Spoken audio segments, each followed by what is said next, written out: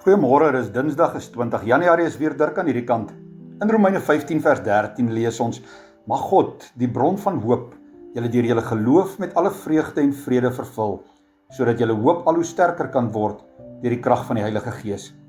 As in hierdie pragtige woordbeeld van die Here wat in die tuin wandel en na Adam roep: Waar is jy? Terwyl Adam en Eva, wat geweet het dat hulle verkeerd doen, besig was om vir hom weg te kruip in die tuin. Daar is mos soveel makliker om vir God te probeer wegkruip, eerder as om ons sondes teenoor hom te bely. Om hom te ignoreer en ons hoop op wêreldse strukture te vestig, is mos maar soveel aantrekliker. En tog, hoe jammer is dit nie? Want dit is die pad van ongeluk en onheil. Reg deur die Bybel is die boodskap helder en duidelik. God is die bron van ware hoop. Die profeet Jeremia stel dit so duidelik, dan Jeremia 17, Here, Israel se hoop vir die toekoms is van U afhanklik. As enige van Israel se mense dislojaal aan U sou wees, sal hulle verneder word. As hulle die rug vir U sou draai, is die dood hulle voorland. U Here is soos 'n fontein waaruit mense drink, sodat hulle kan lewe.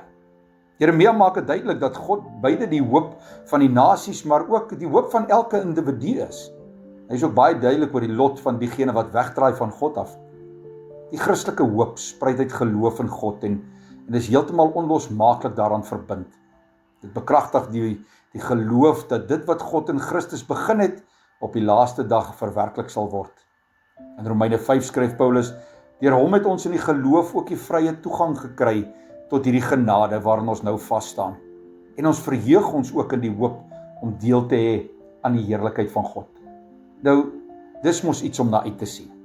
Die wete dat ons eendag in die heerlikheid van God sal deel, behoort ons harte met vreugde en vrede te vul. Ons dien daarom 'n groot en 'n wonderlike God. Hemelse Vader, dankie vir die hoop wat ons het in Jesus Christus. Help ons om deur U Heilige Gees die verlossingsboodskap in die naam van Jesus te verkondig. Amen.